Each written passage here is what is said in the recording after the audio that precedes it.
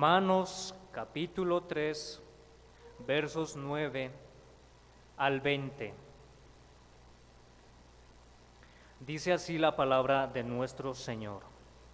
Verso 9. ¿Qué pues? ¿Somos nosotros mejores que ellos? En ninguna manera, pues ya hemos acusado a judíos y a gentiles que todos están bajo pecado. Como está escrito, no hay justo ni aun uno, no hay quien entienda, no hay quien busque a Dios. Todos se desviaron, a una se hicieron inútiles. No hay quien haga lo bueno, no hay ni siquiera uno. Sepulcro abierto es su garganta, con su lengua engañan, veneno de áspides hay debajo de sus labios. Su boca está llena de maldición y de amargura. Sus pies se apresuran para derramar sangre. Quebranto y desventura hay en sus caminos, y no conocieron camino de paz. No hay temor de Dios delante de sus ojos.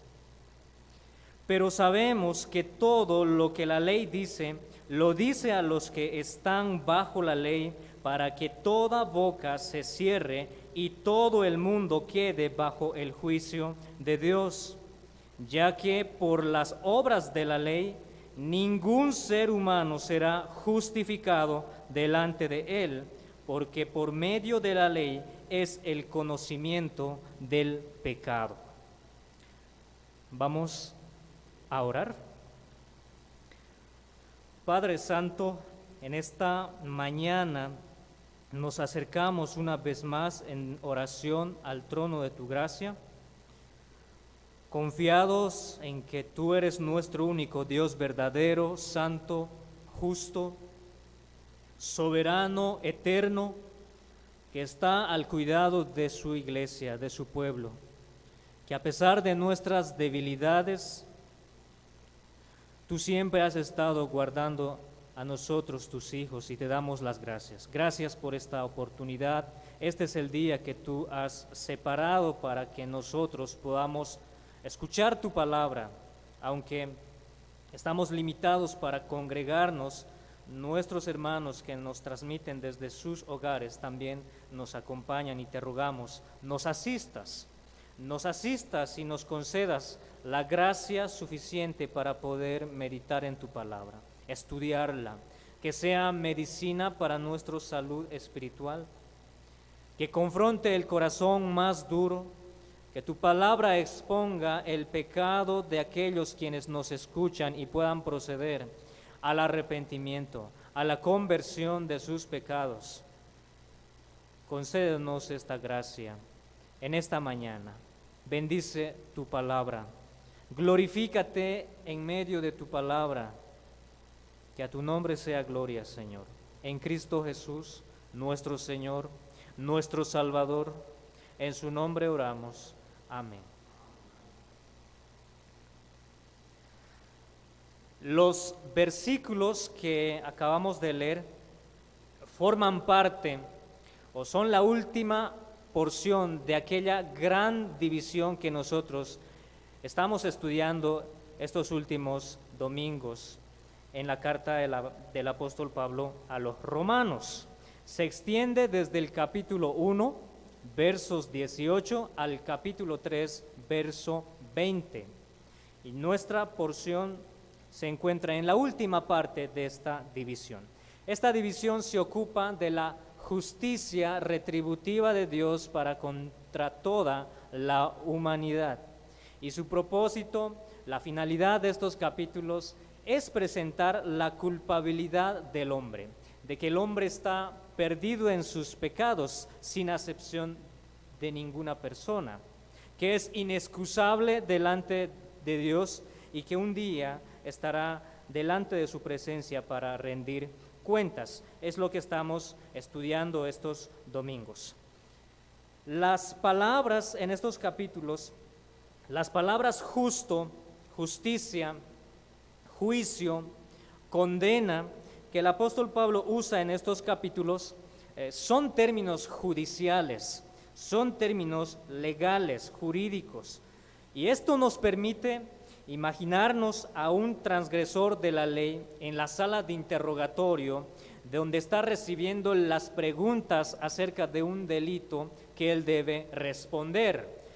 Nos lleva a imaginar a un juicio, un tribunal, donde el hombre está allí y el acusador se levanta para presentar los cargos contra él. Presenta las pruebas que serán las evidencias de su culpabilidad.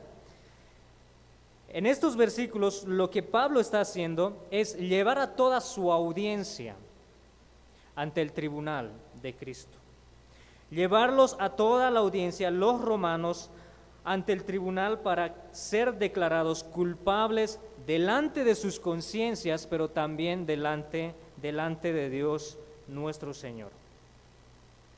Así que este mensaje que fue escrito para los romanos es el mismo mensaje que tiene para nosotros.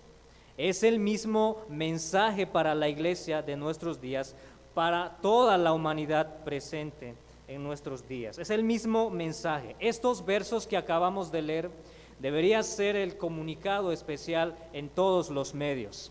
En las noticias, en los periódicos, debería anunciarse estos versículos porque lo que está reflejando es el gran problema que tiene el hombre actual. Que todos nosotros somos pecadores, que no hay un solo justo, que no hay justo ni aun uno, que no hay quien entienda, no hay quien busque a Dios, no hay temor en ellos, todos se desviaron y que de ninguna manera ellos serán justificados por las obras de la ley. Por ser buenas personas no serán justificados. De hecho, ese es el tema que domina nuestros versículos que leímos a un principio. El tema que domina nuestros pasajes es la culpabilidad de toda la humanidad que está bajo el poder del pecado, que carecen de justicia propia, por tanto, nadie será justificado por medio de las obras delante de Dios. La culpabilidad de toda la humanidad que está bajo el poder del pecado, carecen de toda justicia y por tanto nadie será justificado en aquel día delante de Dios. Ese es el tema que va a dominar nuestros versículos y de allí también el título de nuestra enseñanza, de nuestra clase bíblica en esta mañana: el veredicto final contra la humanidad. El veredicto final contra la humanidad es culpable, culpable, culpable. ¿Cuál es el veredicto final en nuestros versículos? Son culpables de las acusaciones recibidas, verso 9. Segundo, son culpables por la universalidad del pecado, versos 10 al 12. Son culpables por las palabras verbales, versos 13 al 14. Son culpables por su mala conducta, verso 15 al 18, y por último, son culpables por la insuficiencia a la obediencia de la ley, versos 19 al 20. Son culpables por las acusaciones recibidas, por la universalidad del pecado, por sus palabras, por su mala conducta y por la insuficiencia a la ley de Dios. Veamos entonces primero que son culpables por las acusaciones que ellos ya recibieron anteriormente. El verso 9 dice así: ¿qué pues? ¿Somos nosotros mejores que ellos? En ninguna manera, pues ya hemos acusado a judíos y a gentiles que todos están bajo pecado. ¿Cuál es el estado en el que ahora nos encontramos? Después de haber acusado a los gentiles y a los judíos, después de haber presentado una exposición acerca de la ira de Dios, acerca del pecado, del justo juicio, ¿a qué conclusiones llegamos ahora? Pablo está cerrando esa división acerca de la culpabilidad del hombre. ¿Cuál es el resumen o la conclusión a que estamos llegando? ¿Somos nosotros mejores que los demás? Pablo está pensando como un judío en este pasaje y está preguntando, ¿somos nosotros los judíos mejores que los gentiles? Que por haber tenido las ventajas de recibir la ley y de disfrutar ciertos beneficios, ¿nosotros somos mejores que los gentiles que no tienen la ley? ¿Somos superiores a ellos? Eso es lo que al parecer dijo en los versos anteriores, en el capítulo 3, diciendo de que ellos tienen una ventaja por el hecho de haber recibido la ley de Dios. Sin embargo, al final Pablo termina acusándoles de haber transgredido la ley y además de eso les da a entender de que ellos darán más cuentas a Dios porque ellos recibieron más luz y de acuerdo a lo que ellos recibieron serán juzgados. Pero por otro lado también Pablo aquí está pensando como un cristiano, dirigiéndose a los cristianos romanos en esta epístola. ¿Somos nosotros los cristianos mejores que los demás? Miren que Pablo se incluye a sí mismo. ¿Somos mejores que los gentiles, que los judíos? Los gentiles que se entregaron a la idolatría, que se entregaron a sus pasiones vergonzosas, a una mente reprobada, ¿somos mejores que ellos? ¿O somos mejores que los moralistas que guardan la ley? ¿O como los judíos que tuvieron más beneficios, somos mejores que ellos por el hecho de ser cristianos? Quizás en la audiencia de Pablo haya algún cristiano, quizás esté pensando que es superior a los demás, que se está poniendo por encima del resto y mirando al resto de los hombres diciendo que son mejores que los demás, que los judíos y gentiles. Y Pablo nos dice, de ninguna manera, pues ya hemos acusado a judíos y a gentiles que todos están bajo pecado, que todos están bajo pecado. Los seres humanos, la humanidad no solamente pecan, sino que también ellos están bajo pecado. Y estar bajo pecado significa que están bajo el dominio, bajo el poder del pecado, bajo la esclavitud del pecado. Tiene que ver con su naturaleza. Sin excepción alguna, todos son pecadores, todos son culpables, inexcusables delante de Dios. Así que Pablo está concluyendo de esta manera, de que todos son culpables, y lo que va a hacer ahora es, para demostrar esa acusación, este veredicto, para apoyar esta acusación, lo que va a hacer Pablo es citar varios pasajes del Antiguo Testamento, en especial los Salmos e Isaías, para comprobar de que realmente el hombre es culpable.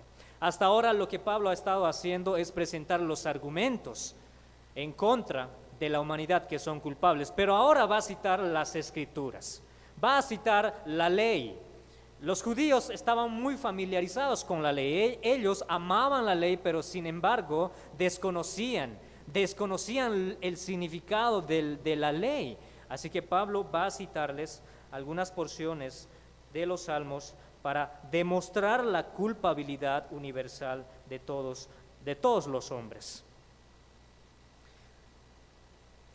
Ya entonces Pablo acusó a la humanidad de las acusaciones que ya recibieron, son culpables de las acusaciones que antes recibieron, ahora son culpables por la universalidad del pecado, versos 10 al 12. El verso 10 dice, como está escrito, es decir, implica la autoridad divina que es reconocida por los judíos, pero sin embargo es ignorada. Pablo dice, como está escrito en la ley, no hay justo ni aun uno. Esta cita es del Salmo 14, 1 al 3. En primer lugar, la humanidad es universalmente, la humanidad es malvada, es mala. De hecho, ningún hombre existe en sí mismo que sea justo. Algunos dicen que aún Adán no era un hombre justo. Se puede decir que Adán era un hombre inocente, ignorando lo que es el bien y lo que es el mal. Así que ninguna persona en este mundo puede ser justo delante de Dios. El hombre, Adán, en su inocencia perdió en su caída, en su rebeldía, y por tanto el fruto de esa caída son injusticias, obras injustas, maldad de una manera universal. Alguien podría preguntar, ¿no es una realidad que hay personas que son malas, pero también muestran acciones justas? Y de hecho, es verdad, pero el problema es que las personas miden sus justicias a la luz de sus propios criterios y no los miden a la luz del criterio de Dios. ¿Cuál es el estándar de justicia para Dios? Es su ley. ¿Pudo alguien guardar su ley como Dios la demanda? Solamente hubo una persona que pudo guardar la ley y es nuestro Señor Jesús. Pero no hubo nadie más en este mundo que haya vivido guardando la ley así como nuestro Señor Jesucristo la guardó. Él es justo en estos pasajes, solamente Él, pero nadie más. Esa es la primera acusación que hace Pablo. No hay justo ni aún uno. La segunda acusación se encuentra en el verso 2, en el verso 11, y dice que no hay quien entienda. No hay quien entienda. El hombre no entiende. El hombre no tiene la capacidad suficiente para conocer las verdades de Dios. El hombre carece de una capacidad espiritual para conocer a Dios por medio de su palabra. El hombre natural no percibe las cosas que son del Espíritu porque para él son locura, dijo Pablo en otra de sus cartas. No las puede entender el hombre natural. Los versículos que nosotros leímos pueden ser muy claros para nosotros. Las podemos entender. Pablo expone la culpabilidad del hombre de una manera clara. Pero si damos esta porción a alguien que no es cristiana, y le damos a leer esta porción, al final lo que vamos a escuchar de su boca muy probablemente es que nadie es perfecto en esta vida. O quizás diga, yo no soy tan malo como estos versículos lo demuestran. No soy tan culpable como el resto de las personas. De hecho, yo tengo buenas obras. Yo no soy tan malo. Generalmente esa será su respuesta, porque tiende a poner su culpabilidad en otros más. Él no quiere sentirse solo, aunque sabe que es culpable, sin embargo es lento para reconocer, para asumir esa responsabilidad. Por tanto, pone esa culpabilidad en alguien más. Ese es su apoyo, ese es el propio criterio del hombre. No puede entender. Y ojo con esto, mucha atención, porque muchas veces los cristianos tendemos a responder de esa manera. Cuando alguien nos confronta por alguna falta, algún pecado que nosotros cometimos, somos algunas veces lentos para reconocer esa culpabilidad y siempre tenemos una respuesta, algo con el cual nos justifique de esa falta, de ese pecado. Muchas veces. Y si tú te puedes examinar, puedes darte cuenta que muchas veces es así.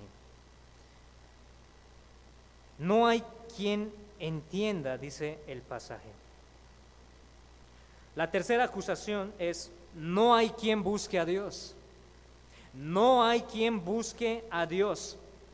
Los romanos en la época de Pablo contaban con templos donde la gente, los romanos, buscaban la adoración a sus dioses, y esa misma imagen lo podemos ver en nuestros días.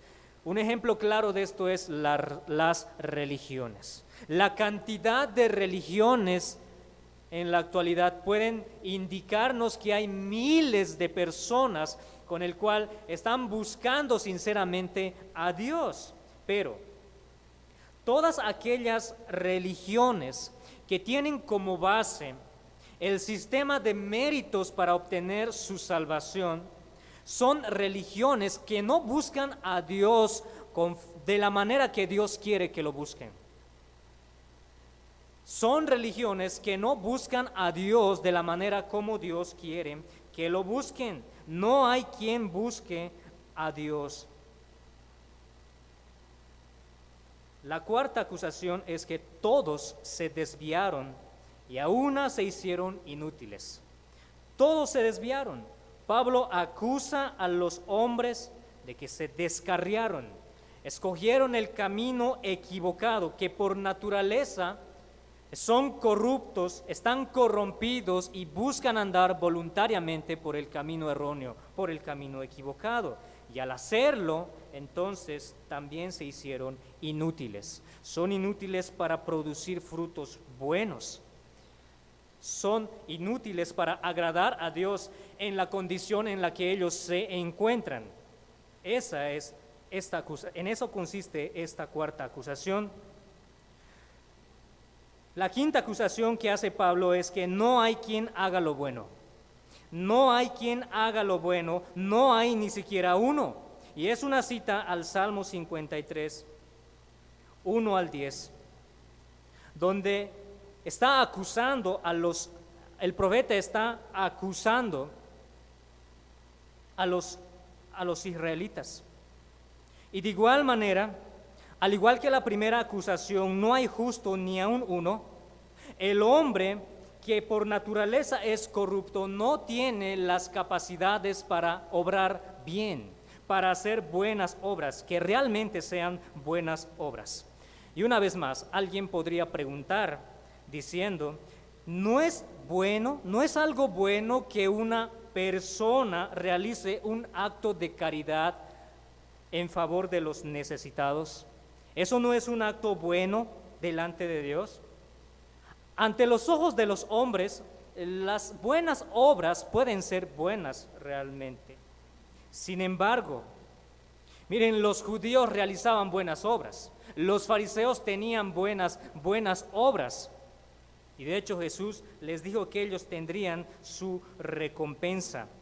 Y es una verdad en nuestros días de que hay personas que tienen diferentes grados de bondad, son buenos, son generosos, honestos, son buenos empleados, son amorosos. Existen estas personas, pero el problema no está en el acto mismo.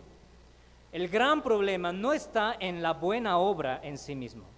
El problema está en la fuente de donde proceden esas buenas acciones, esas buenas obras. Ese es el problema. Proceden de su corazón, proceden de su naturaleza caída. Recordemos que no solamente tiene que ver con obedecer una ley, sino también tiene que ver con las motivaciones con las que el hombre las hace. No es suficiente obedecer la ley. Tiene que ver con las motivaciones con las cuales se obedecen. ¿Qué es lo que Dios exige para que una buena obra sea realmente buena? Esa es una buena pregunta. Primero, debe ser hecha con fe. Hebreos 11:6 dice que es imposible agradar a Dios sin fe. Toda buena obra debe ser hecha con fe. Segundo, debe ser hecha conforme a la ley, conforme a la palabra. Un ejemplo de esto es Éxodo 20, cuando describe los 10 mandamientos. Y por último, una buena obra debe ser realizada para la gloria de Dios. 1 Corintios 10:31, que todo lo que hagamos debe ser para glorificar el nombre de Dios. Entonces, ¿pudo haber alguien que hizo una buena obra realmente como Dios la demanda? Podemos estar seguros que no hay tal persona, porque todas las personas por naturaleza son orgullosas, son egoístas, que buscan lo suyo propio antes que los demás, que hacen las cosas por conveniencia. Entonces, hasta aquí ¿Cuál es el veredicto final que el apóstol Pablo está haciendo en estos versículos? Son culpables por las acusaciones que ya recibieron, verso 9, pero también son culpables por el pecado universal. Pero ahora también son culpables por sus pecados verbales. Son culpables por sus pecados verbales, versos 13 al 14. Continuamos con las acusaciones que Pablo está haciendo. La sexta acusación: sepulcro abierto es su garganta. Séptima acusación: con su lengua engañan. Octava acusación: veneno de áspides hay debajo de sus labios. Su boca está llena de maldición y de amargura.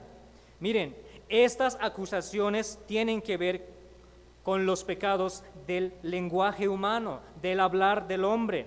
No está acusando a los hombres de un pecado escandaloso como lo es la inmoralidad. Está usando un pecado específico, el de la lengua. El de la lengua. Y además de eso, Pablo usa estas expresiones como una metáfora. La garganta, lengua, labios y la boca son los órganos que nosotros usamos para hablar, pero en realidad también indican y explican la condición del corazón del hombre. Del corazón del hombre. Su corazón es como un sepulcro abierto.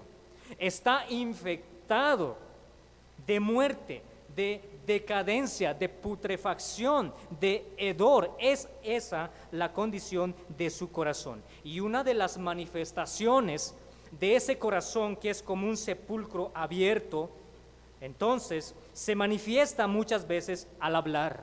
Al hablar, en su boca hay engaño. Son mentirosos. Su lengua es como veneno de áspides. Son como los colmillos de una serpiente, que daña, que mata, que destruye. Su boca está llena de maldición y de amargura. Usan su boca como una herramienta para dañar, para lastimar, y por tal razón ellos son culpables.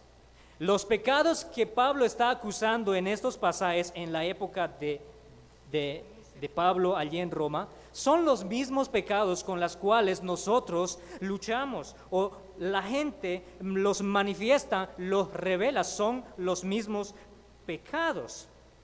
Todos los seres humanos son culpables por las acusaciones anteriores, son culpables por la universalidad del pecado y también son culpables por sus palabras, son culpables por sus pecados verbales.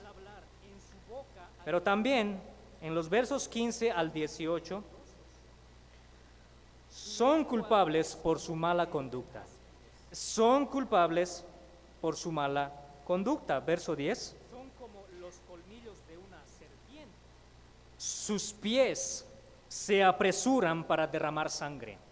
Sus pies se apresuran para derramar sangre. Verso 15. Al igual que cuando Pablo usó los órganos para hablar, aquí también cita el pie para describir el camino del hombre, la conducta del hombre. Describe su conducta que está de acuerdo con lo que él habla. Y lo extrae de Isaías capítulo 59, donde el profeta enjuicia a la nación de Israel por su terrible corrupción, por sus actos. El hombre por naturaleza es violento.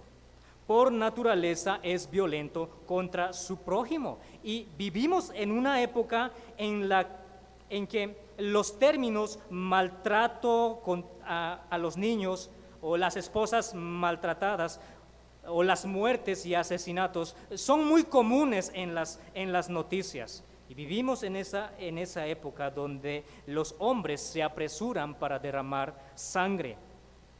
Son violentos por naturaleza. Y no está por demás decir que vivimos en una época donde se vive el mayor derramamiento de sangre. El aborto es un ejemplo de eso. Se asesinan miles de bebés aún no nacidos en todo el mundo. El hombre es insensible. El hombre no tiene conciencia de esto. Por tanto, son culpables. Por sus malas acciones son culpables. En el verso 16, quebranto y desventura hay en sus caminos. Quebranto y desventura hay en sus caminos. Solamente hay desgracia. Ellos escogieron el camino de las desgracias. No conocieron camino de paz. Viven atormentados por la culpabilidad, pero al sentirse culpables, ponen su culpabilidad en los demás. Y finalmente, Pablo dice en el verso 18 que no hay temor de Dios delante de sus ojos. No hay temor de Dios delante de sus ojos. Y una de las causas por el cual el hombre está en pecado es porque no tiene temor de Dios. Ese es el principio de la sabiduría, dijo Proverbios, que el principio de la sabiduría es el temor de Dios. Pero al hombre, al desechar esta verdad, este principio, entonces no hay temor en ellos. Ellos prefirieron quitar a Dios de su trono y ellos buscaron a sí mismo ponerse en su trono para gobernarse a sí mismo, para que su propio nombre sea temido por el resto de las personas, de los demás. Miren cuál es la gran tragedia del hombre. Hasta aquí el apóstol Pablo está haciendo 13 acusaciones en contra de toda la humanidad, que son culpables. Son culpables por el pecado universal, son culpables por sus palabras y son culpables por su conducta. La manera como ellos viven manifiestan que son culpables. Y ellos lo saben. Ellos lo saben. Es por eso que Pablo anteriormente dijo que ellos son sin excusa. Sin excusa. Pero también son culpables por la insuficiencia de la obediencia humana. Son culpables por la insuficiencia de la obediencia a la ley. En el verso 19 dice, pero sabemos que todo lo que la ley dice, lo dice a los que están bajo la ley, para que toda boca se cierre y todo el mundo quede bajo el juicio de Dios. Pablo, después de presentar esa conclusión, está concluyendo Pablo, de que el hombre es culpable. Ahora lo que va a hacer Pablo es hacer una aplicación. Pablo va a aplicar los versículos que vino explicando, las acusaciones que está haciendo Pablo las va a aplicar, pero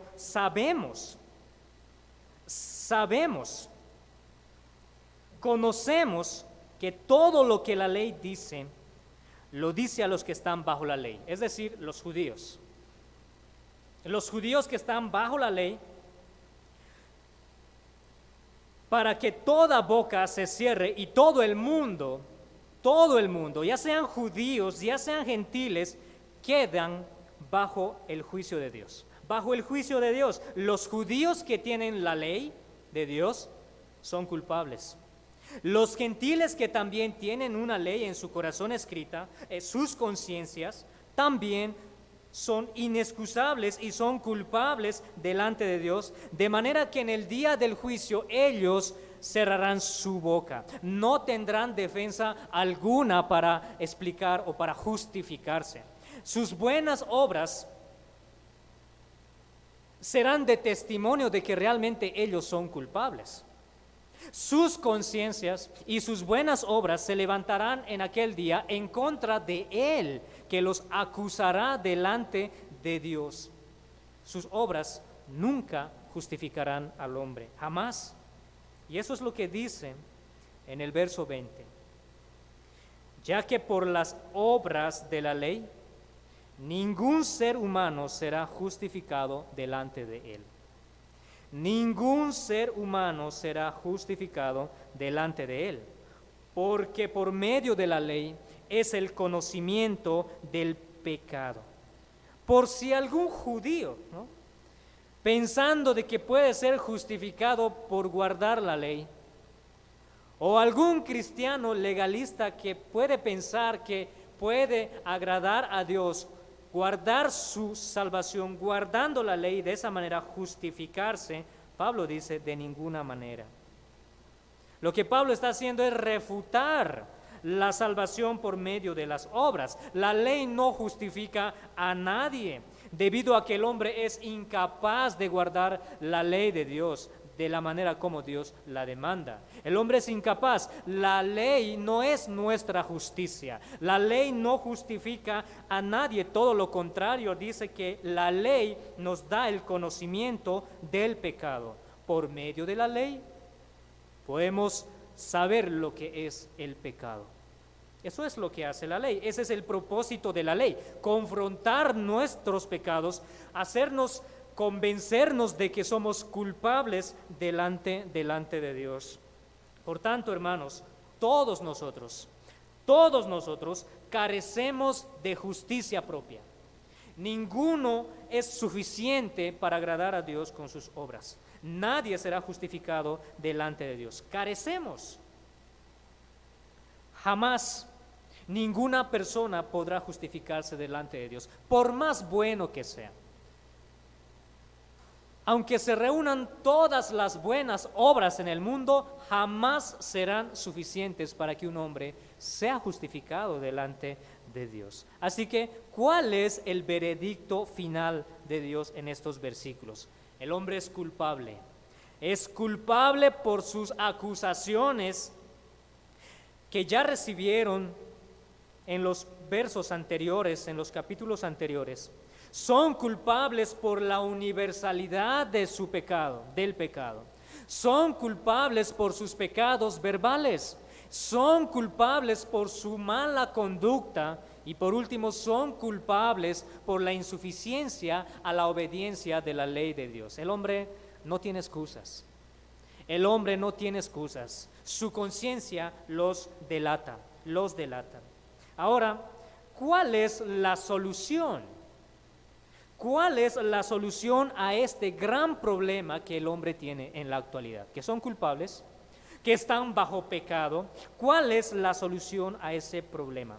En los versos 21 en adelante, Pablo va a presentar a Cristo como la única justicia, como el único medio de salvación, como aquel que justifica los pecados de su pueblo. Para terminar, ¿por qué es importante entender esta doctrina de la culpabilidad? ¿Por qué es importante el entendimiento acerca del pecado en nuestra sociedad? Porque la solución que se da a un problema depende mucho de cuánto nosotros entendemos el problema. La solución que nosotros vamos a poner a un problema depende mucho de cuánto nosotros conocemos el problema. Por ejemplo, los educadores creen que el problema de la sociedad es la ignorancia. Por tanto, hay que educarlos, formarlos para que sean una sociedad buena, para que vivan bien. El gobierno o algunos empresarios pueden ver en una sociedad que el problema es la pobreza. Entonces lo que ellos van a hacer es generar empleo para que las personas puedan tener mejores condiciones de vida. La iglesia, cuando se dirige a una sociedad, ¿cuál es el problema que la iglesia debe encontrar en la sociedad? Es el pecado. No son las obras mismas. No son las obras mismas el problema de la sociedad.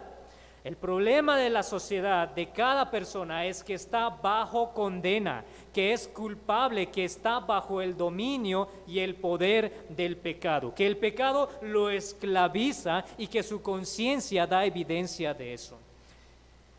Ese es el problema, y por eso muchas veces es un desafío predicar acerca de esto. Las iglesias actuales modernas también Es una iglesia que tiene como base los méritos para ser salvos. El problema no está en las obras, está en la condición de su corazón. Ese es el problema. El problema está de dónde salen esas buenas acciones.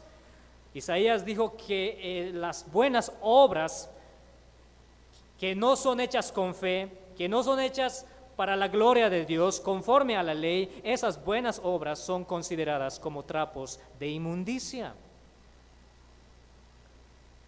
Así que el problema está de dónde proceden esas buenas obras. ¿Cómo está la condición del corazón del hombre? El hombre está bajo el poder del pecado, bajo la condenación, bajo la culpabilidad, que tiene una naturaleza pecaminosa y que debe rendir cuentas en aquel día del juicio. La iglesia debe considerar todas estas verdades al momento de compartir el evangelio de que el hombre está perdido en sus pecados y que solamente Cristo le puede dar la libertad de esa esclavitud.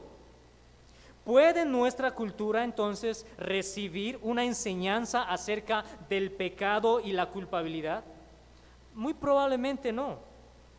El predicar acerca del pecado, de la culpabilidad, puede ser incluso ofensivo a las personas. Puede ser ofensivo a aquellos quienes escuchan. Y esa verdad ha sido una realidad durante todos los tiempos. Porque la lógica del hombre, la lógica humana es que ellos piensan que son mejores que los demás, ponen sus propios criterios, ponen sus propios estándares delante de Dios, que no son tan culpables como el resto de las personas. Se resisten a reconocer su responsabilidad de su propio pecado. Y aún en las iglesias, como mencioné, las iglesias modernas se resisten a predicar acerca del evangelio, acerca del pecado y la culpabilidad por temor de asustar a los miembros de sus oyentes y negarles una exposición clara del pecado, de la culpabilidad, es robarles una doctrina fundamental para entender el evangelio. Para entender el verdadero evangelio, que son las buenas noticias, debemos darles a conocer cuál es el verdadero problema y que ellos son culpables, que son inexcusables delante de Dios. Y ellos van a tener que rendir cuentas. Es de esta manera que el apóstol Pablo está cerrando de la justicia retributiva que tiene Dios para con todos los hombres.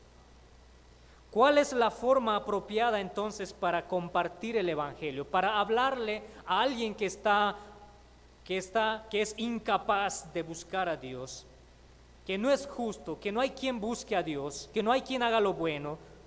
¿Cómo podemos compartirle el evangelio?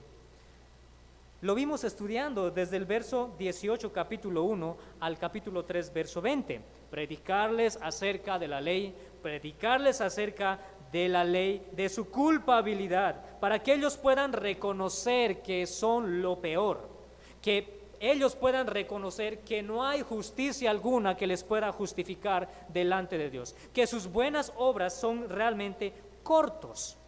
Nosotros debemos predicar acerca del pecado, no debemos predicarles acerca del amor de Cristo inicialmente, o de que Dios tiene un plan maravilloso para el hombre. No es la forma adecuada para compartir el evangelio. Miren, lo que Pablo está haciendo es primero presentar la culpabilidad de que la ira de Dios se ha revelado contra todos los hombres, y a partir de allí Pablo muestra las evidencias de esa culpabilidad, de que el hombre es inexcusable delante de Dios. Le mostramos el pecado, le mostramos el plan terrible que Dios tiene para ellos si no entienden la condición en que ellos se encuentran. Si tan solo las personas quienes nos escuchan desde sus casas, y los que estamos aquí, si tan solo nosotros pudiésemos examinarnos a la luz de los 10 mandamientos: no tendrás dioses ajenos, no te harás imagen alguno, no tomarás el nombre de tu Dios, el nombre de Dios en vano, guardarás el día de reposo, honrarás a tu padre y a tu madre, no matarás, no cometerás adulterio, no serás lujurioso, no robarás, no dirás falso testimonio contra tu prójimo, no codiciarás. Si tan solo te examinas a la luz de esos mandamientos, podrás darte cuenta la gran culpa que hay en tu corazón, que tu conciencia te acusa por transgredir estos mandamientos, que eres culpable, que eres inexcusable delante del trono de Dios. Si realmente te examinas, si realmente llevas tu corazón a la examinación por medio de la ley, entonces habrá una preocupación sincera en ti. Y te preguntarás, ¿cómo podrían ser mis culpas perdonadas? ¿Cómo yo podría ser justificado de mis culpas en aquel día del juicio?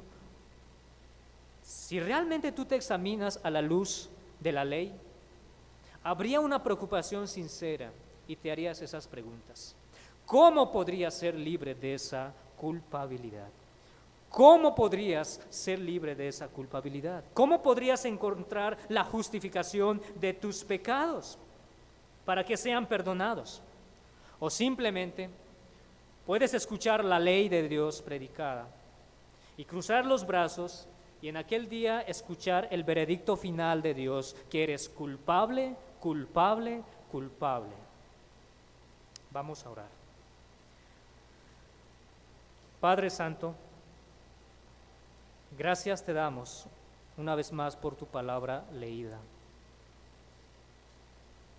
Tu ley es perfecta, tu palabra es perfecta. Confronta el corazón más duro, los lleva a examinar de tal manera que ellos puedan acudir a ti. Te rogamos que uses tu palabra